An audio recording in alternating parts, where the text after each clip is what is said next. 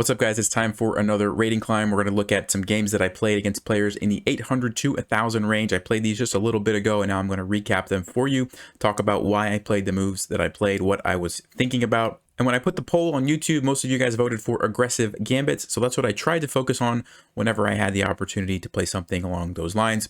Let's go ahead and take a look. All right, so here's the first game against the 761. I played e4, bishop c4. Now, the point behind this move is not to go for the 4-move checkmate, even though it might look like that, right? This is also how the 4-move checkmate starts, but to play what's called the Urasov gambit. So usually knight f6 is what people will play. That's what this person played as well. And then I played d4. This is the Urasov gambit. It's a very tricky line. Black has both options. They can capture either way. Taking with the knight is actually pretty bad for them because you take back with the pawn. The pawn is now controlling the retreat squares for the knight, so this knight has to be careful it doesn't get trapped. You have the immediate threat of queen d5, threatening checkmate here, attacking the knight. Some people like to play bishop c5, trying to go for this. It's just not good. You can simply take right away and then fork all three of these pieces.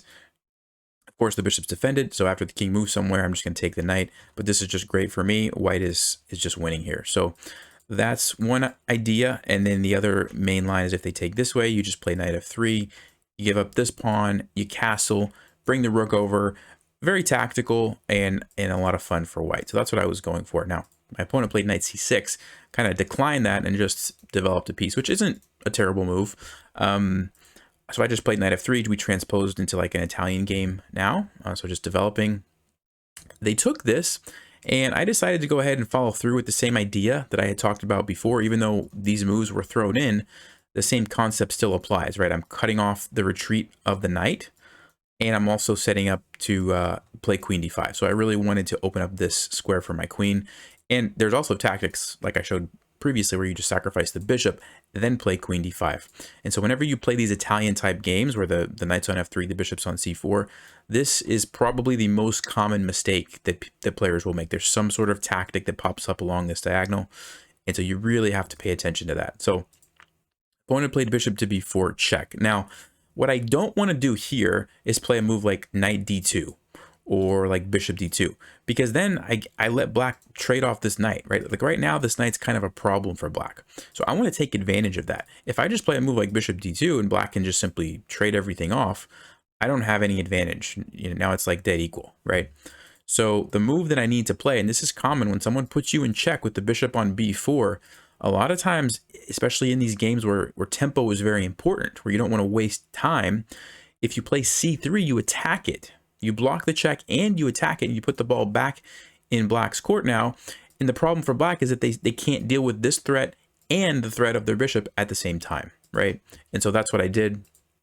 My opponent played here, which is a nice attempt, trying to put some pressure here, but it just doesn't work because I have this move, queen to d5, and I'm setting up checkmate immediately. So I did calculate what was going to happen if black captured here both ways. First of all, if the knight takes, well, it's just game over immediately. So that was pretty straightforward.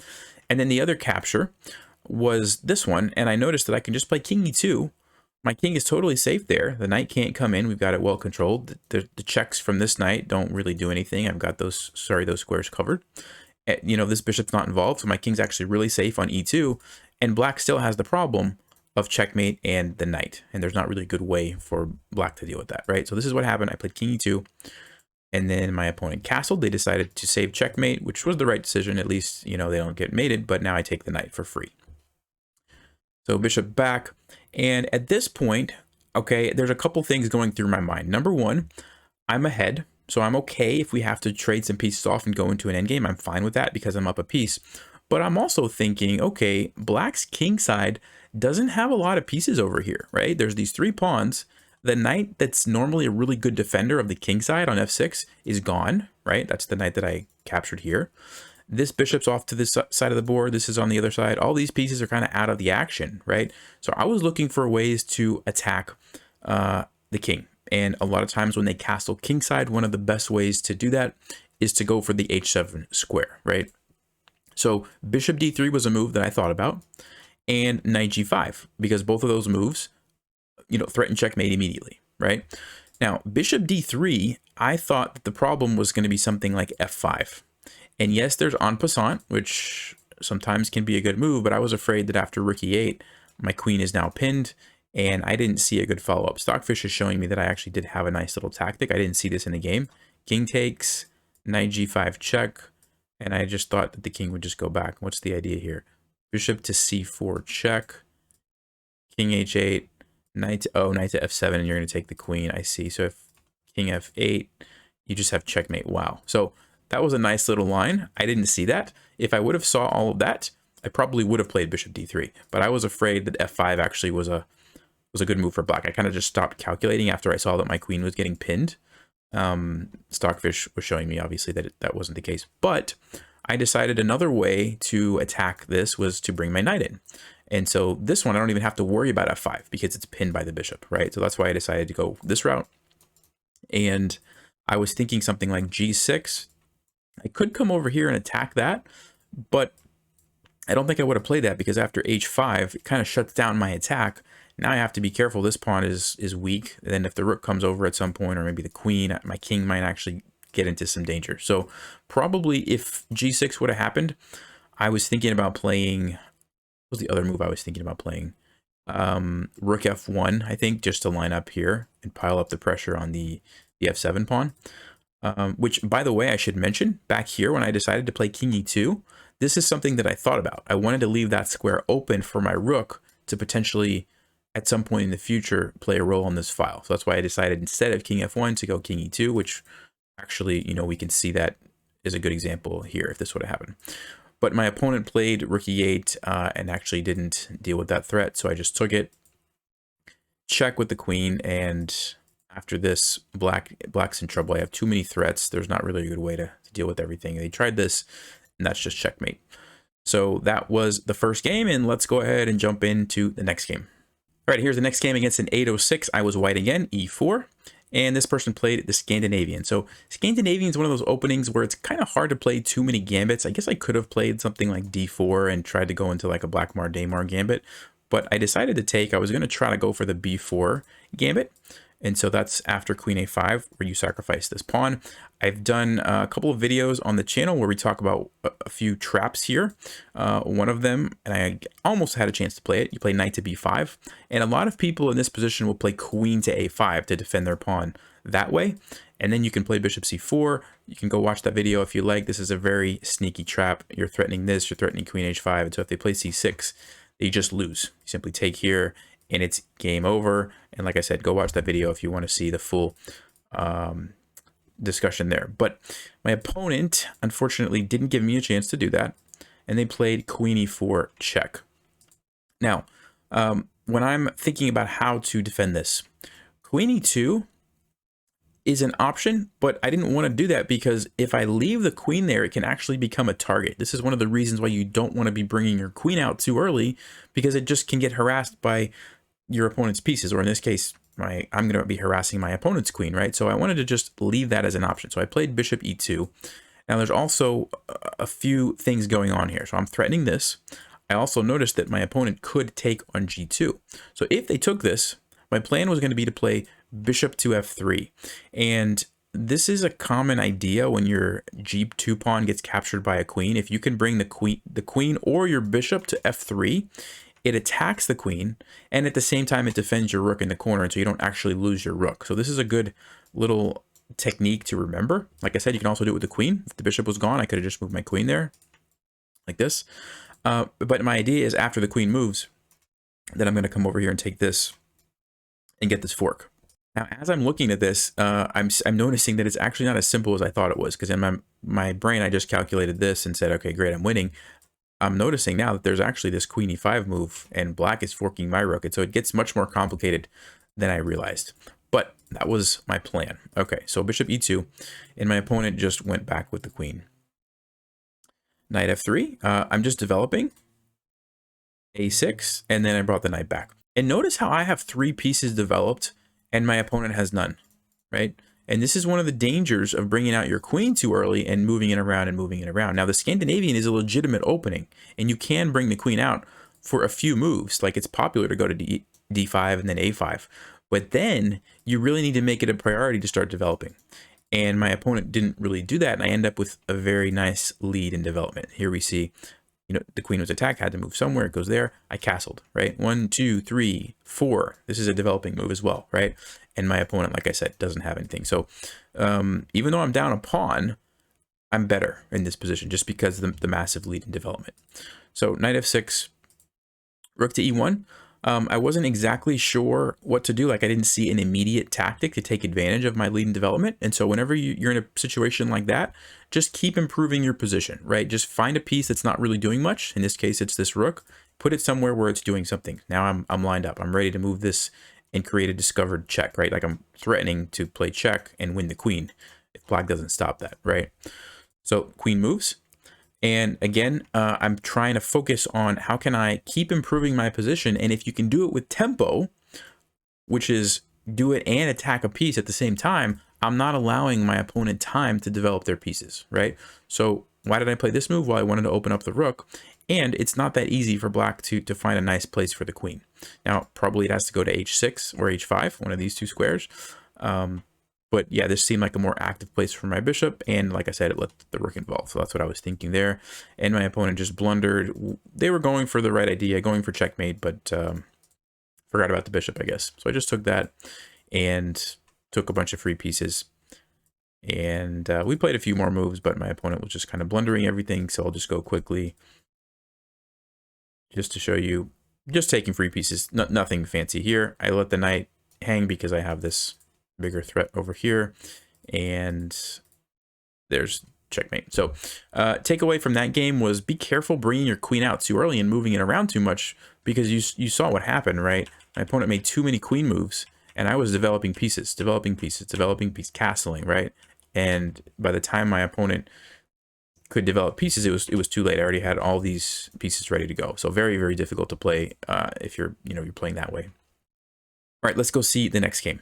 Okay, next game was against an 843. I was black this game, so I played e5. Against e4, if you want to play gambits, e5 is usually the way to go because there's lots of things that can arise from here. And I decided to go for the elephant gambit in this game. Sometimes I do play the Latvian gambit, but in this case, just wanted to mix it up, so we went for the elephant gambit. When they take here, it's a good idea to push the pawn, and it's pretty annoying attacking the knight. The best thing that white can do is actually play queen e2 to pin your pawn and give themselves some time to not have to deal with that immediately. But most people actually don't do that at the lower levels. They move the knight. But this is just good for black. Black's already at an advantage here. So queen takes d5, attacking the knight. c3. It's a good move because it defends the knight, but the problem for white is that it takes away this square, which is, you know, the last game I talked about, right? I said bring out the queen. You have to be careful of getting harassed by your opponent's pieces. Well, this is really good news for me because I don't have to worry about knight c3 harassing my queen. I don't have to worry about bishop c4 because I can just take it. This knight can't attack my queen. And so I'm actually okay to do this. And my queen's very powerful because it can't be harassed by white's pieces. All right. So I just developed. And here, you know, I could have traded this. A couple of reasons why I didn't do that. Number one, generally, I try not to make trades that develop my opponent's pieces for them. Right. So do you see how if I take this, it's developing white's bishop for them? Now, yes, I could have taken on g2 and probably this is going to be fine for me, but it does get a little bit tricky and I do have to be careful because now there's maybe queen e2, maybe my king's going to be in trouble. You know, probably it's fine. But I said, you know what? I don't even want to have to worry about calculating any of that right now. I'm just going to play a safe move, bishop to e7, and immediately give my king some shelter and get ready to castle, right? And so that's why I decided to do that. Knight to d2, and now that my king is kind of safe from any potential checks or anything like that, I decided, okay, now's a good time to go for the trade, and now I will take this after the bishop comes out. So that's what happened. Took the pawn, rook comes over, and bishop to g4. Now, of course, I want to be developing my pieces, right? These guys are undeveloped, but bishop g4 is a developing move that's also a tempo gainer on the queen, right? And so I've said this many, many times, but if you can develop a piece and attack something of high value at the same time, that's good because white would like to, you know, move this knight and get this bishop out and finish their development and probably castle queenside. I don't want to let that happen, so I'm going to play bishop g4, developing and attacking the queen. And of course, there is f3, but then this takes away the square from the knight, takes away the square from the queen, opens up my queen, White's king is in much more danger now. I can move my knight. I have potentials for, checkmating over here. Not really a great move that white wanted to play. So that's why, another reason why I was pretty happy to play bishop g4. So queen to c2, castles, right? So now my king is totally safe. I'm getting ready to go rook e8 and bring another piece into the action. So whenever you're playing a game like this, if you have a tactic with the pieces available that wins you some material, great, go ahead and do it. But in a case like this, I don't have any immediate tactics, then just improve your position, right? Get your king safe, get another piece into the action. That's how you want to be playing chess. And eventually, at some point, the tactics will show up, okay? So b3, here we go. Rook comes over, and now white has a big problem. The king is stuck because my bishop, but also this, I'm about to move this, and it's not going to be good for white, right? So bishop to b2, bishop to c5. I thought about going to a3 with my discover check, but I didn't really see what that accomplished. That's just a trade. Here, if this knight ever moves, it looks like I'm going to have some pressure on f2. So I thought, okay, this is the place to go. Knight to e4. It's actually, losing a piece, and so I just took it. Could have traded queens, which would have been totally fine. When you're ahead that much material, trading, is okay. But I thought, you know what? White's king is not in a good spot. It's almost mated. And so my king is very safe. I'm going to leave queens on the board, and I took with the rook instead because I felt like it was more dangerous for white. Captured here, just setting up this little tactic. So the knight was defending e2. I just wanted to get rid of that so I can play rook to e2.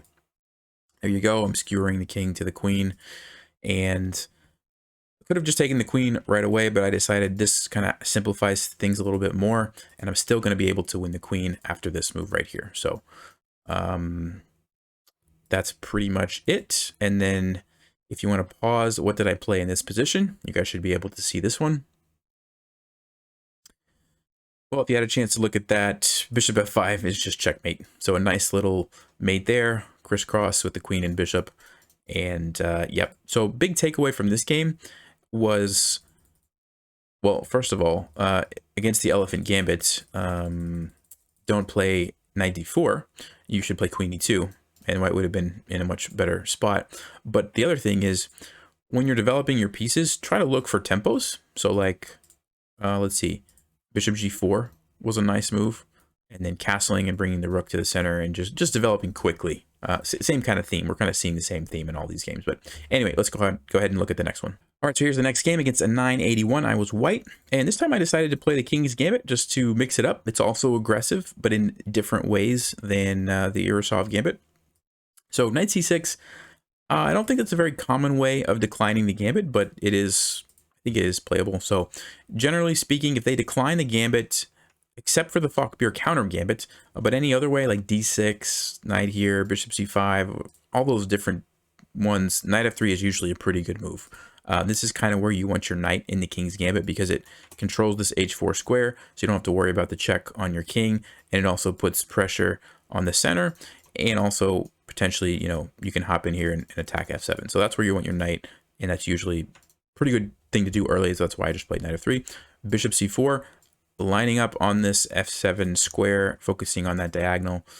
f6, so not a fantastic move, but it is, temporarily dominating my knight, so my knight can't really come in. And, I don't really have a target there unless I just want to move my bishop there.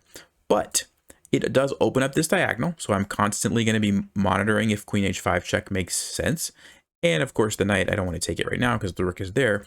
But the big problem, I guess, with this move is it takes away the square from the knight, right? It takes away the natural developing square from the knight. So when your opponent makes a move like this, you don't always have to just go for checkmate. Like it's not a good move, but it's also, there's nothing, immediate that I can do about it. And so when you find yourself in a situation like that, usually it's good to just continue to follow basic opening principles. What would you do in the opening phase of the game anyway? Develop and control the center, right? That's what I did. I just played d4. I'm just going to finish getting my pieces out. I don't see any way to make black pay for this, even though it's not the greatest move. And so just play good moves. d4. I just took the pawn. I castled, right? Just developing. I mean, look at this control over the center, right? This is great. So knight here, attacking my bishop. bishop g3. This is a common idea you want to remember when your bishop gets attacked by a knight. If you can drop it back to where it controls all of the squares that the knight would want to move to, it's usually a pretty good idea, right? And so I'm not only am I controlling those squares, I also have the bonus that my bishop's doing some other stuff over here. And so it really limits the knight, and it doesn't really hinder the effectiveness of the bishop. So keep that in mind. It's usually a good place to go to. All right, so d6, knight c3, just developing, getting all my pieces out, right? Bishop to g4. And I actually thought for a little while here, I was trying to see if I could sacrifice this bishop. And remember, that, you know, in the King's Gambit, there's always tactics available here that you have to keep an eye out for. And I was thinking something along the lines of check, king takes, check, okay, taking advantage of this pin. And if the king goes back here, I can take this, got my piece back, and if black takes my knight, I have this checkmate. Okay, so that's kind of one line that I was looking at. The problem is that black doesn't have to go to g8 here, they can go to e8. And this was the line that I really didn't see a good follow-up. Like, yes, I can take the bishop, but then I think black can actually just get away with taking my knight. And if I go check, there's just queen e7. And I just couldn't see a good follow-up.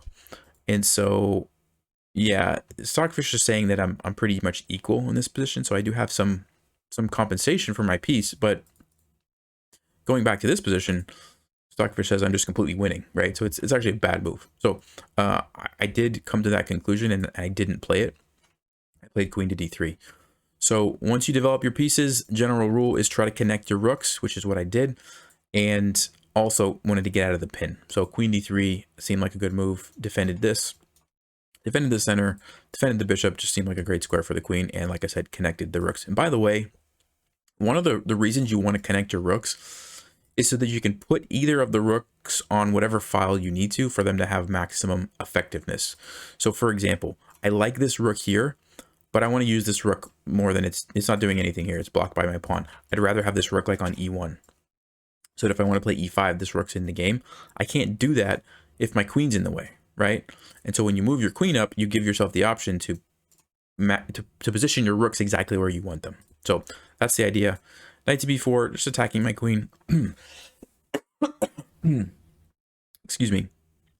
So I just dropped it back. I wanted to, you know, keep an eye on that.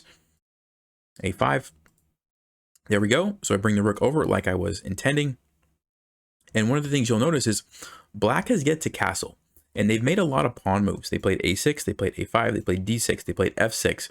And when you make too many pawn moves, especially in a game like the King's Gambit, or in an opening like the King's Gambit, that can be pretty bad, right? And so you're going to see real soon here, queen d7, how did I take advantage of that? Now, Stockfish is telling me this wasn't the best move, but from a practical sort of, you know, how do you make someone pay for not developing and castling their king? This is what you want to do. I just played e5, okay? And the point is, I didn't even care if I was going to have to sacrifice a piece. I wanted to open up the king. And that's going to lead to tactics. That's going to lead to being able to use the fact that all of my pieces are ready to go and blacks are still kind of uncoordinated, right? Like these rooks, they're not going to be able to do anything to help the king in the center. This bishop, maybe it can block, but other than that, it's not doing a whole lot. This knight seems kind of misplaced over here. Bishop, okay, I don't know what it's doing, right? So I just seemed like the right time. Like I said, Stockfish disagrees with me, but you have to play like a human. You can't, you know, try to be Stockfish all the time. So I captured with the knight. Of course, I didn't want to take this way and allow the queen trade. I want to keep the queens on the board, so that's why I took with the knight. And I'm just trying to get to the king. We've eliminated the pieces on this file, and now I can go for black's king. So they took me. And I played rook to f7. I had a lot of moves that I was considering here. Bishop to f7 check is a good move because it prevents black from castling. But rook f7 kind of also does the same thing by attacking the queen. And, you know, it just felt like it was maximizing another one of my pieces, right? So this rook's already pretty good. But on f7, it's even better. And now I'm getting control this way as well as this way. And it's with tempo, right? That's important. It's with tempo. So it doesn't give black time to do anything. And by the way, if black tries to go for this queen trade, I simply take it because the pawn is pinned, so I wasn't worried about that. And so rook f7, queen to d6, and then I just captured the pawn with the bishop again with tempo. not giving black time to castle and get out of the center. And that's important, right? Because if black's able to get one free move in here and just castle, all of a sudden, I don't really have a whole lot of threats. The king is actually pretty safe. Now the rook is involved, you know, and my attack is basically non-existent. So it's very important that I either put the king in check or make a threat, like in this case on the queen, that doesn't allow black to castle. Okay, so that's kind of important there. The knight captured. Here we go again. It's another check. Again, keeping black from castling. King to d8. All right, cool. That's what I wanted. Okay, that's what I wanted because now I permanently, black cannot castle, right? So in a position like this, you kind of want to just be scanning for tactics. You know, what do you have available? Like, can I pin the queen? No, because the knight's there. Can I deliver checkmate? No, because nothing's defending my rook. Can I fork the king and the queen? No, because nothing's defending my rook and it can be captured multiple ways, right? Just scan and scan for tactics. And then I noticed, oh, there's a fork here. This bishop's undefended, right? And so that's what I did. And then captured the bishop. And then knight to b5. So here's another example of this rook looks about as good as I can get it. I can't really improve that piece anymore. This rook also is about as good as I can get it. I mean, that's really good. My queen is really nicely placed. It's also defending this pawn, which is kind of important because if black's able to take that, put me in check, it forks my rook. I don't want to let that happen. So all of these pieces are pretty good. This bishop is also really nicely placed. And so I felt like this knight was the only piece that probably could be improved, right? And so knight b5, again, with tempo. So black doesn't get a chance to consolidate and do what they want to do. Also defends this pawn on d4. Remember I said the queen was guarding it. I don't really like having my queen guarding a pawn. I'd rather do something more, you know, interesting like this, take this, or I don't know, go somewhere else. And so I wanted my knight to be involved. So knight b5, queen takes g7. There you go. Now it's an option because I don't have to worry about this because my knight, right? c6, bishop to e6. So you don't always have to retreat, especially when you're in a really nice aggressive position like this. Look for ways to attack rather than just retreat. Because if I retreat this, well, now all of a sudden black has a little bit of life. I mean, it's still not a good position for black. I'm going to be able to survive. I can tuck my king over, and I'm not getting mated because I have things defended. But still, I don't even want to give black a chance to do that, right? And so bishop e6, I don't care if he takes my knight because I'm going to take the queen, right? And you'll notice the queen actually is trapped. There's nowhere for the queen to go to. So bishop e6, sacrificed it, and at this point, you know, it's pretty much over. I just had to finish it off, took the rook, then there's checkmate. So the key point, I think, from this game is if we go all the way back to when I played e5, right? That was kind of the moment when it was like, okay, black's getting ready to castle. If that happens, it's going to be much more difficult to attack the king. And by the way, look at my pieces. There's not really any way I can improve my position further. And so sometimes when you get it something like this, you just have to go for it. I didn't see everything that was going to happen after e5. Just general, you know, principles tell me, hey, it's time. Got to get to the king. Got to do it. And if I have to sacrifice a knight or a bishop or something along the way, that's kind of how you play the king's gambit. So anyway, yeah, that's it for that one. Hopefully that made sense. That's going to conclude this section. We talked about a couple different games in the 800 to 1,000 range, and then next time we'll go from 1,000 to 1,200. So yeah, I'll see you guys in that one.